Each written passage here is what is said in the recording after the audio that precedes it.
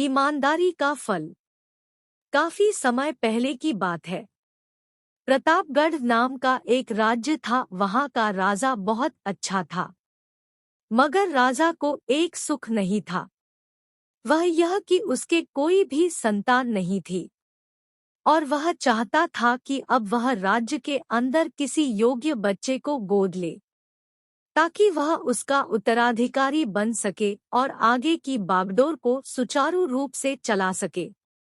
और इसी को देखते हुए राजा ने राज्य में घोषणा करवा दी कि सभी बच्चे राजमहल में एकत्रित हो जाएं।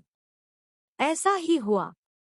राजा ने सभी बच्चों को पौधे लगाने के लिए भिन्न भिन्न प्रकार के बीज दिए और कहा कि अब हम 6 महीने बाद मिलेंगे और देखेंगे कि किसका पौधा सबसे अच्छा होगा। महीना बीत जाने के बाद भी एक बच्चा ऐसा था जिसके गमले में वह बीज अभी तक नहीं फूटा था, लेकिन वह रोज उसकी देखभाल करता था और रोज पौधे को पानी देता था। देखते ही देखते 3 महीने बीत गए।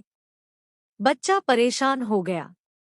तभी उसकी माँ ने कहा कि बेटा धैर्य रखो, कुछ बीजों को फलने में ज्यादा वक्त लगता है। और वह पौधे को सींचता रहा। 6 महीने हो गए। राजा के पास जाने का समय आ चुका था, लेकिन वह डर हुआ था कि सभी बच्चों के गमलों में तो पौधे होंगे और उसका गमला खाली होगा। लेकिन वह बच्चा ईमानदार था और सारे बच्चे राजमहल में आ चुके थे। कुछ बच्चे जोश से भरे हुए थे, क्योंकि उनके अंदर राज्य का उत्तराधिकारी बनने की प्रबल लालसा थी। अब राजा ने आदेश दिया, सभी बच्चे अपने अपने गमले दिखाने लगे। मगर एक बच्चा सहमा हुआ था क्योंकि उसका गमला खाली था। तभी राजा की नजर उस गमले पर गई। उसने पूछा, तुम्हारा गमला तो खाली है। तो उसने कहा, लेकिन मैंने इस गमले की 6 महीने तक देखभाल की है। राजा उसकी ईमानदारी से खुश था कि उसका गमला खाली है, फिर भी वह हिम्मत करके यहाँ आ तो गया।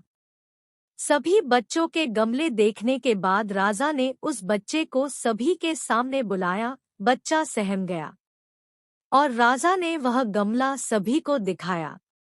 सभी बच्चे जोर से हंसने लगे।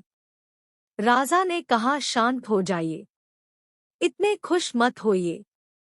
आप सभी के पास जो पौधे हैं वो सब बंजर है। आप चाहे कितनी भी मेहनत कर ले उनसे कुछ नहीं निकलेगा। लेकिन असली बीज यही था। राजा उसकी ईमानदारी से बेहद खुश हुआ और उस बच्चे को राज्य का उत्तराधिकारी बना दिया गया। लेकिन हमें इस कहानी से क्या सीखने को मिला? मेरे हिसाब से अपने अंदर ईमानदारी का होना बहुत जरूरी है। अगर हम खुद के साथ ईमानदार हैं, तो जीवन के किसी न किसी पड़ाव में सफल हो ही जाएंगे, क्योंकि हमारी औकात हमें ही पता होती है। हम खुद को पागल बनाकर खुद का ही नुकसान करते हैं।